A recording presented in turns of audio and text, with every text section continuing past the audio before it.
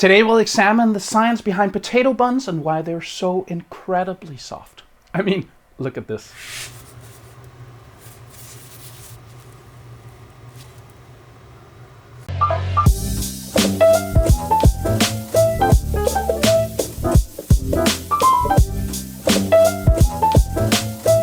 Hi, I'm Sune and I'm a food geek.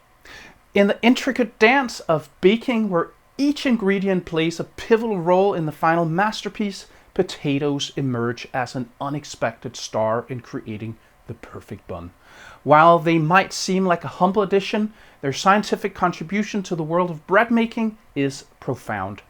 The starch content in potatoes, distinct from that of traditional flours, offers a unique set of properties that elevate the texture and flavor of baked goods, especially in the case of potato buns. As bakers and food enthusiasts delve deeper into the anatomy of the potato bun, they encounter the marvel of moisture retention, which, with their rich starch content, potatoes have an uncanny ability to retain moisture more efficiently than flour alone.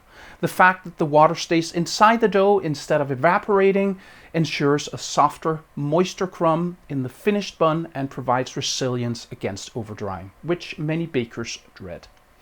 The humid environment also aids in gluten development, resulting in a tender crumb that's delightful to the palate and a joy to work with.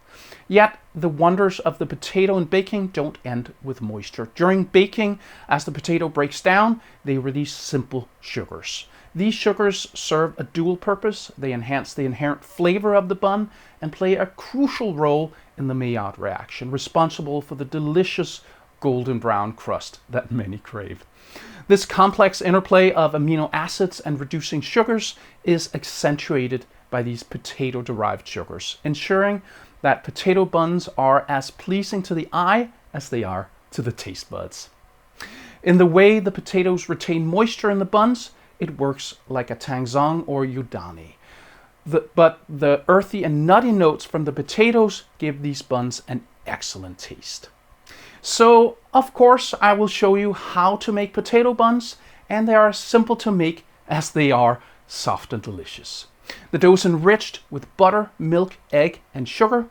Omitting any of those will not result in a luxurious bun, but a leaner version. For each of the animal-based products, you can substitute with a vegetable version for a similar result. The calculated hydration is around 75%, and the resulting dough is a bit wet. I'll show you exactly how it's supposed to look in the recipe.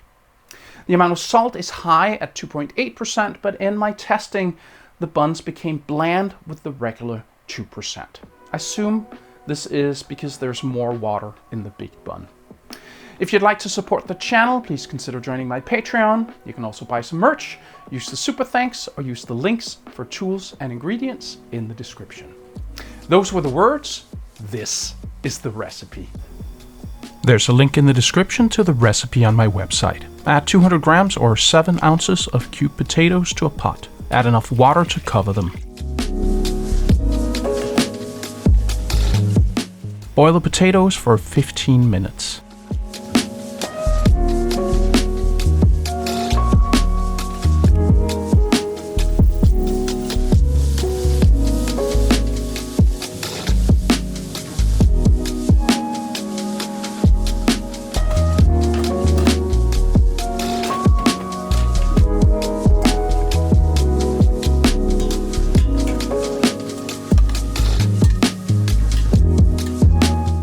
Mash them into the bowl of your stand mixer. I'm using a potato ricer, but you can use a fork. It's all good.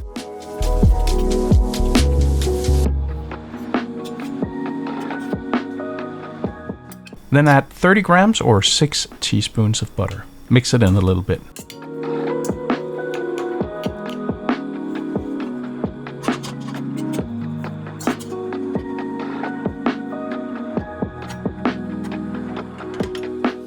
Then run your machine with the whisk on 2 until you have something that resembles a paste. If you are making mashed potatoes, this is what you would be trying to avoid. While mixing, add 200 milliliters or 3/4 cup of whole milk. Add 60 grams or 1 large egg.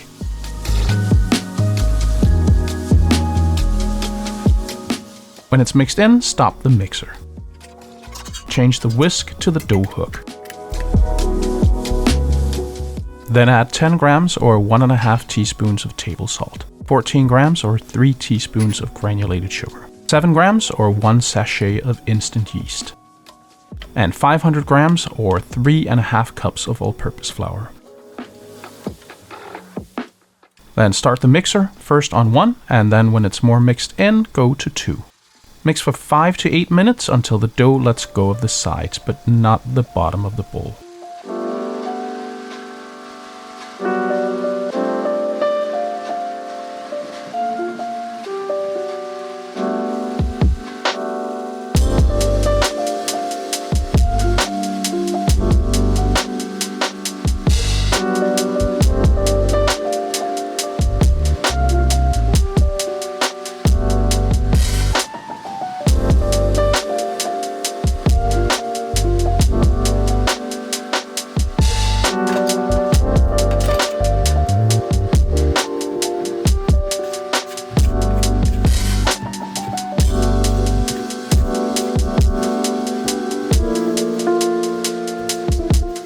Move the dough to your unfloured counter.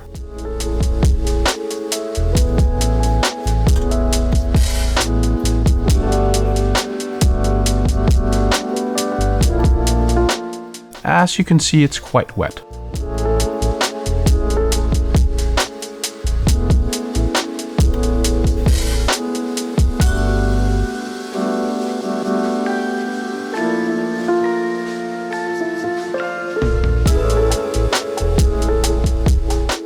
And this is where a scraper helps you.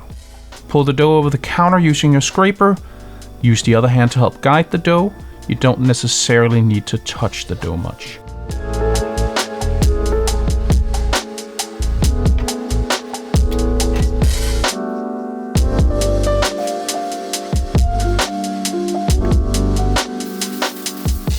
Once you have a nice ball, cover it with plastic wrap sprayed with baking spray, or a wet kitchen towel will do as well.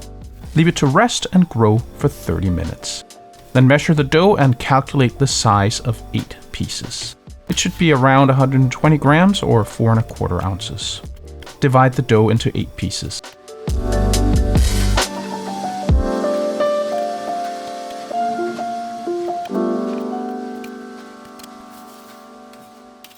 Using your scraper, make each dough piece into a ball.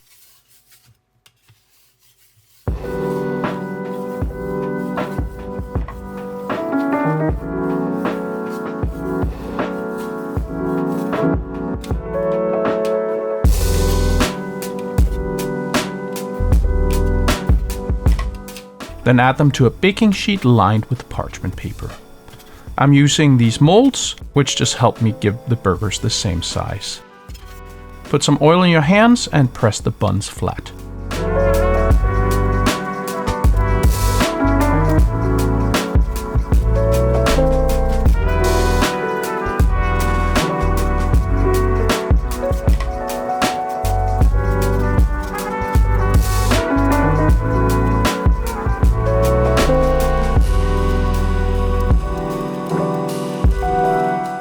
Cover the buns and let them rise for 30 minutes.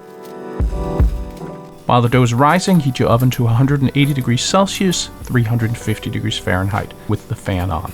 When the buns have finished proofing, brush them with egg yolk.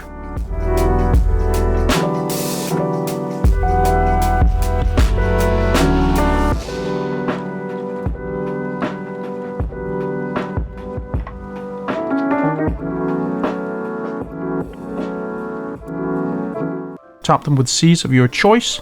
I'm using sesame and my homemade everything bagel mix.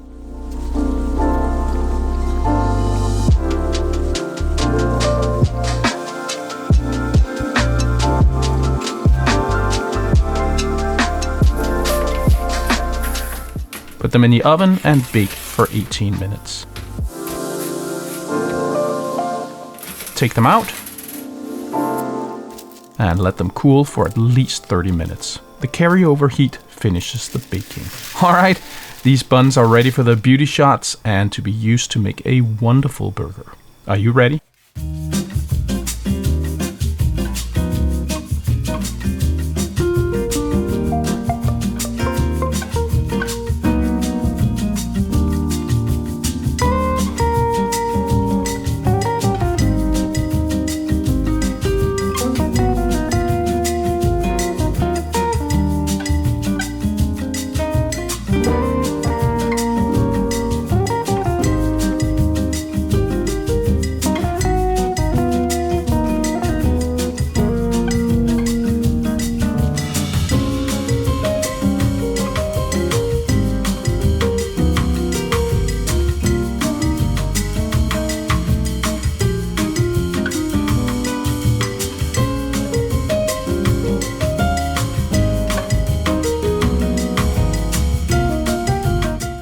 So how about those buns? Can I say that here? They're so soft, fluffy, and delicious. They're great for any kind of burger and also excellent for sandwiches. Thank you for watching this far. If you start your comment with potato, I will prioritize answering your comment before others. I hope you learned something today. See you next time.